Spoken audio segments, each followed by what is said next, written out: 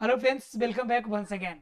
Friends, आज की class में हम लोग डिस्कस करेंगे C2 चक्र के बारे में।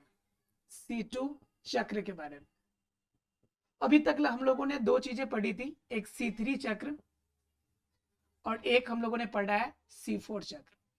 अब पढ़ना है हमें C2 चक्र। अब जरा गौर कीजिएगा कि जब हम लोगों ने C3 चक्र पढ़ लिया, C4 चक्र भी पढ़ लिया, तो फिर C2 चक्र पढ़ने की जरूरत क्यों है? अगर पढ़ना होता तो पहले C2 चक्र पढ़ते, फिर C3, फिर C4 पहुंचते।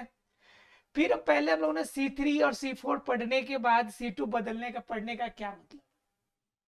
तो देखिए, ये देखने से C3, C4, C2 को सीक्वेंस में गलती से भी मत समझ लीजिएगा कि C3 चक्र है, C2 चक्र है, उसके बाद C3 आएगा, C3 के बाद C4 आएगा, ऐसा कोई सिस्टम है। दरअसल क्या है कि C3 और C4 ये दोनों जो साइकिल है ना, ये साइकिल काम करती है प्रकाश के उपस्थिति में प्रकाश संश्लेषण क्रिया के लिए, प्रकाश संश्लेषण क्रिया के लिए, राइट। लेकिन ये वाला जो C2 चक्र की बात कर रहे हैं, ये दरअसल बात करेगा श्वसन क्रिया का, अर्थात कि प्रकाश श्वसन क्रिया की बात कर रहा है। किसकी बात कर रहा है? श्वसन क्रिया की। अब जरा समझिए कि प्रकाश संश्लेषण और यहाँ पे श्वसन, भाई डिफरेंस क्या है? ये काम तो दोनों हो रहा है इसके अंदर, फिर डिफरेंस क्या है?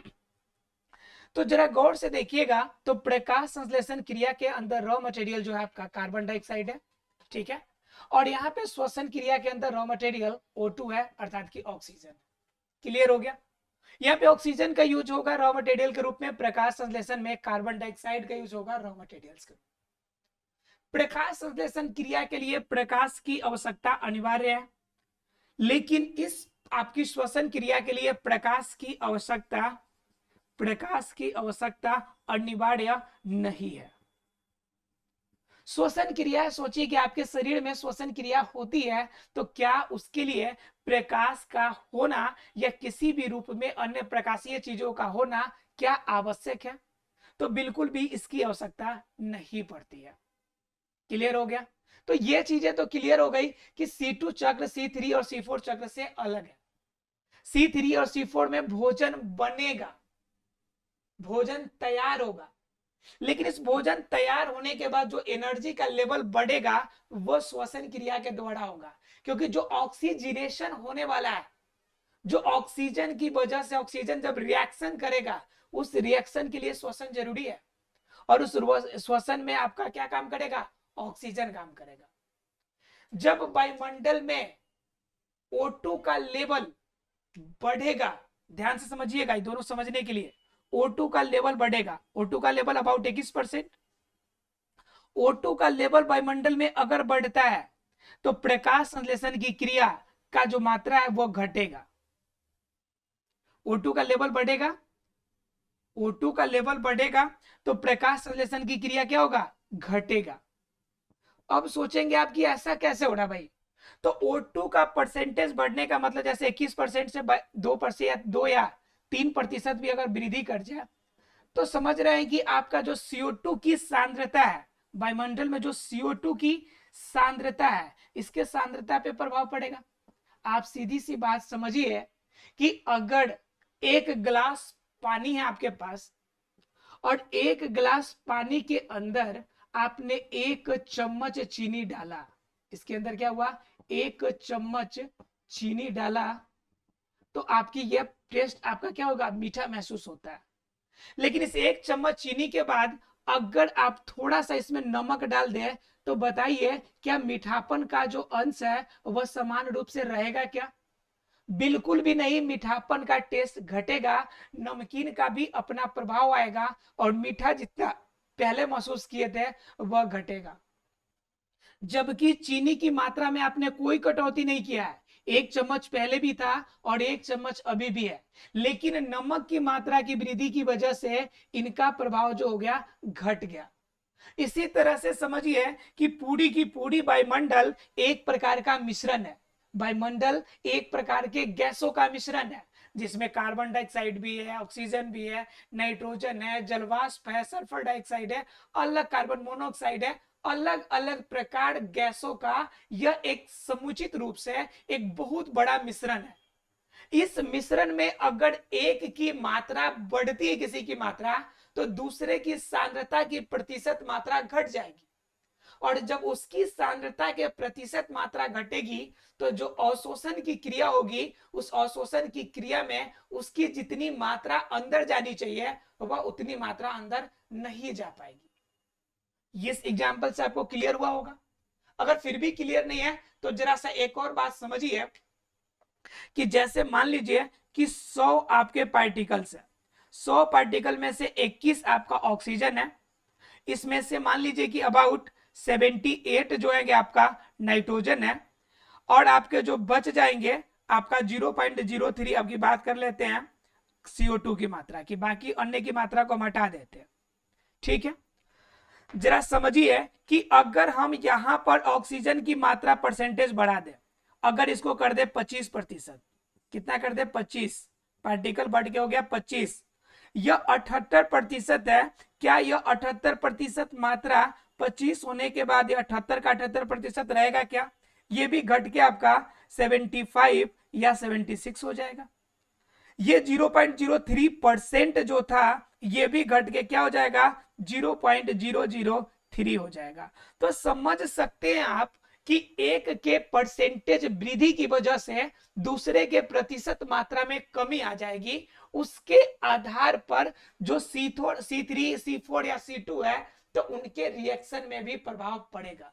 मतलब क्या कि ऑक्सीजन की प्रतिशत मात्रा वायुमंडल में अगर बढ़ती है, 2 से 3% मात्रा भी बढ़ती है, तो प्रकाश संश्लेषण की क्रिया का जो दर है, जो स्पीड है, वह घटेगा। बात यह आती है कि अगर इसका व्युत्क्रम हो जाए, व्युत्क्रम होने का मतलब है कि अगर प्रकाश संश्लेषण क्रिया के लिए अगर CO2 का लेवल को हम बढ़ा दें, अगर वायुमंडल में CO2 का लेवल बढ़ जाए तो बताइए क्या श्वसन क्रिया प्रभावित होगी? तो श्योरली श्वसन क्रिया पूरी तरह से प्रभावित होगी, क्योंकि ऑक्सीजन की सांद्रता घटेगी, और ऑक्सीजन की सांद्रता घटेगी तो जितनी मात्रा में एक बार सांस लेने के बाद ऑक्सीजन की जितनी मात्रा आपके शरीर के अंदर प्रविष्ट करती है, उसकी मात्रा उस समान रूप से अंदर प्रवेश नहीं करेगी। जब ऑक्सीजन समान रूप से नहीं जाएगी तो रिएक्शन समान रूप से नहीं होगा, और जब रिएक्शन समान रूप से नहीं होगा तो कंफर्म हो गया कि पूरी की पूरी अभिक्रिया प्रभावित हो जाएगी। तो C2 चक्र प्रभावित होगी, अब C4 चक्र प्रभावित होगी, C3 चक्र प्रभावित होगी। सीधे शब्दों में क्या है कि C3 और C4 चक्र अगर प्रभावित होगी तो इनडायरेक्टली C2 चक्र भी प्रभावित होगी। अगर एक का प्रभाव ज्यादा हो रहा है तो दूसरा घटेगा। C3 C4 एक अलग लेवल में है और C2 अलग लेवल में है। एक में प्रभाव बढ़ेगा तो दूसरे का प्रभाव उसके व्युत्क्रम होगा, अर्थात कि उल्टा प्रभाव होगा।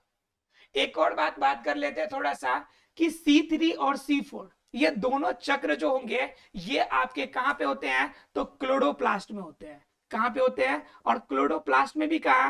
तो क्लोरोप्लास्ट के ग्रेना में होते हैं। क्लोरोप्लास्ट के कहां होते हैं? ग्रेना में। लेकिन अगर बात कीजिएगा C2 चक्र की तो बताइए कि C2 चक्र कहां होगा? तो C2 चक्र आपकी होगी माइटोकॉन्ड्रिया में। कहां पे होगी? माइटोकॉन्ड्रिया में। इसके अलावा कहां होगी? तो इसके अलावा होगी आपकी क्लोरोप्लास्ट में भी, क्लोरोप्लास्ट में भी। तो समझ सकते हैं कि ये C2 चक्र तो आपको एक से अधिक जगह पर होगी, लेकिन आपकी जो ये C2, C3 और C4 चक्र है यह सिर्फ और सिर्फ क्लोरोप्लास्ट में होगी। ध्यान रखिएगा कि यहाँ पे जो C2 चक्र होगा यह वास्तव में दरअसल काम क्या करेगा कि ऑक्सीजन को अंदर लाएगा और रिएक्शन में मदद करेगा। अब जरा देखिए कि कौन सा रिएक्शन होगा और रिएक्शन में किस प्रकार से मदद मिलेगा। इसमें मुख्य रूप से जो एंजाइम्स भाग लेते हैं वह एंजाइम है रूबिलेज का बाइफॉस्फेट एंजाइम। ठीक है, रूबिलेज का बाइफॉस्फेट एंजाइम, जिससे हम लोग कहते हैं RUBP, जिसे शॉर्ट में क्या कहते हैं? RUBP, अर्थात कि रूबिलेज का बाइफॉस्फेट एंजाइम ये सबसे ज्यादा रोल करता है, क्योंकि ये ऑक्सीजनेशन को बढ़ाता है। C3 C4 चक्र में हमने देखा था कि कार्बन डाइऑक्साइड की सांद्रता को प्रभावित किया जाता है। कार्बन डाइऑक्साइड को यहाँ पे रिडक्शन यानी रेडॉक्स अभिक्रिया होती है, जिसमें ऑक्सीजन एक बार निकलते एक बार ऑक्सीजन जुड़ते हैं। ये हम लोगों ने C3C4 चक्र में देखा था। लेकिन यहां पे जो होगा C2 चक्र में, यहां पे कार्बन डाइऑक्साइड का यूटिलाइज ना होके बल्कि यहां पे कार्बन डाइऑक्साइड रिलीज होने का काम करेगा। तो क्लियर है? तो यहां पे रिलीज हो रहा है क्या? यहां पे रिलीज हो रहा है कार्बन डाइऑक्साइड, और जहां पे RUBP जो होगा एंजाइम के फॉर्म्स में काम करेगा, जिसका फुल फॉर्म होता है रूबिलेस बाइफॉस्फेट, जिसका नाम है रूबिलेस बाइफॉस्फेट। ये मेन फॉर्मेशन में काम करेगा, ठीक है, जिसमें CO2 बाहर की तरफ रिलीज होने वाली है। लेकिन C4 और C3 में CO2 की सांद्रता बढ़ती थी। ये देखिएगा, इसमें मात्रा बढ़ रही है और उसमें मात्रा क्या होगी? घटेगी। घटने का मतलब है कि वहां पर उपस्थित नहीं है बल्कि बाहर निकल रहा है। बात एक और आती है कि आपकी जो यह माइटोकॉन्ड्रिया और क्लोरोप्लास्ट है, इसके अलावा यह कहां पे और ये रिएक्शन करती है? C2 चक्र होता है, तो वो है आपका पेरिक्सोसोम। कौन सा जगह है? पेरिक्सोसोम। पेरिक्सोसोम एक जगह है, यानी कि आपका कोशिका। देखिए इसके अंदर दरअसल होगा कैसे, पूरी रिएक्शन जरा C2 चक्र के अंदर जरा जानिए। मैंने बताया कि RUBP यहाँ पे एंजाइम्स काम करेगा। ये जरा देखिए कैसे काम करेगा। ये RUBP, राइट? RUBP का मतलब रूबिलेस बाइफॉस्फेट। ये क्या करेगा? O2 के संपर्क में आके रिएक्शन करेगा। पहला काम क्या होगा? ऑक्सीजन, मैंने बोला कि आपका श्वसन है तो आएगा, और ऑक्सीजन में क्या करेगा? ये RUBP ऑक्सीजन के साथ रिएक्शन करेगा। इधर लिखते हैं, थोड़ा सा लिखने में इजी रहेगा। देखिए इसमें काम क्या है आपका, कि पहला काम होगा यहाँ पे, मेन काम है कि आपका RUBP का O2 के साथ रिएक्शन करेगा। अब ये दोनों O2 का रिएक्शन करेगा।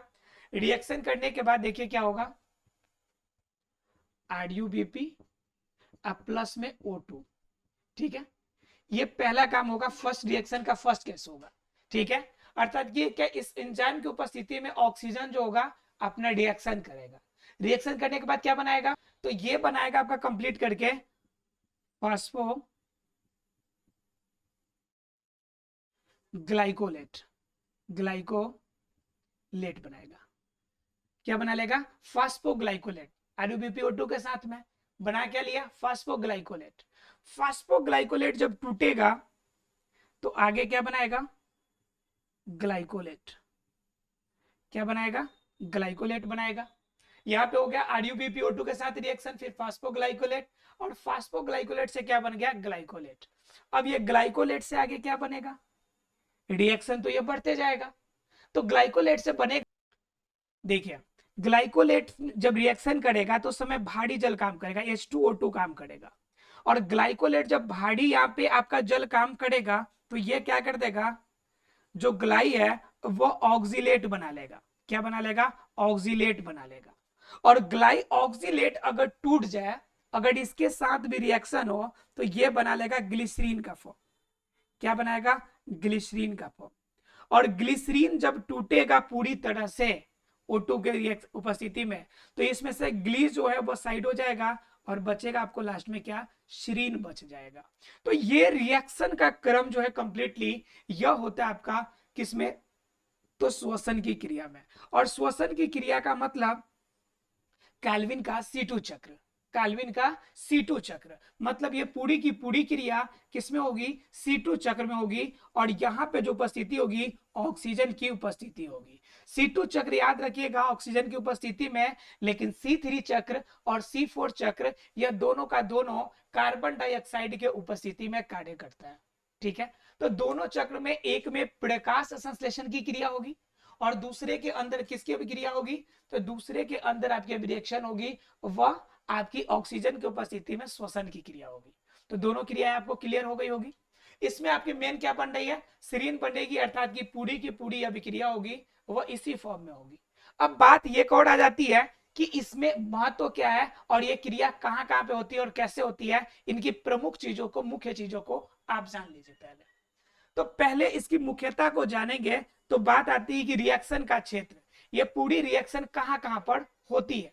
तो रिएक्शन के 3 जगह पे, एक तो माइटोकॉन्ड्रिया मैंने बताया आपको, एक तो माइटोकॉन्ड्रिया में, दूसरा कौन सा जगह है आपका, माइटोकॉन्ड्रिया के बाद कौन सा जगह है, क्लोरोप्लास्ट में, क्लोरोप्लास्ट के बाद और कहां होगा, तो होगा आपका पेरिक्सोसोम में। कहां पे होगा, पेरिक्सोसोम में, राइट। तो ये आपके 3 जगह है जहां पे ये रिएक्शन होगा।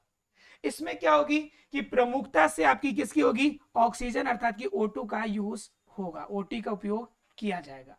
क्लियर हो गया। अगर बात कीजिएगा तीसरे फॉर्म की, तीसरी चीज की जो इनकी बेनिफिट है, देखिए इस पूरी रिएक्शन के बाद इसमें क्या हो रहा है कि इसमें सीरीन उत्पादक के रूप में आ रहा है। किसके उत्पादक के रूप में आ रहा है, क्या, सीरीन आ रहा है। ठीक है। चौथी बात है, जब ऑक्सीजन यूज होगा तो इसमें से रिलीज क्या होगा, तो रिलीज होने वाले जो आइटम है वह रिलीज होगा आपका कार्बन डाइऑक्साइड। ठीक है। तो ये प्रमुख चीजें हैं जो आपके C2 चक्र के बारे में याद रखने हैं, और जनरली आपका क्वेश्चन इसी चारों टॉपिक से, इसी चारों पार्ट से आ जाते हैं। तो आशा फ्रेंड्स C2 चक्र आपको क्लियर हो गया होगा, और C2 के चक्र के साथ ही ये चैप्टर जो है आपका प्रकाश संश्लेषण की संपूर्ण क्रिया समाप्त होती है। मतलब पूरी की पूरी हम लोगों ने जान ली कि किस प्रकार से रिएक्शन हुआ और कैसे आगे के कार्य हो गए। अब जानना हमें यह है कि पौधों के अंदर वृद्धि और विकास कैसे होती है। ठीक है। कुछ हार्मोनल क्वालिटी को भी देखेंगे, वृद्धि कैसे होती है, क्यों कोशिका की आपकी साइज बढ़ती है, आकार कैसे बढ़ता है, इन सभी के बारे में जानेंगे, लेकिन अगले चैप्टर में एक अगले आगाज के साथ। आशा फ्रेंड्स ये टॉपिक क्लियर हो गया होगा। मिलते हैं अगले क्लास में, तब तक के लिए thank you very much friends.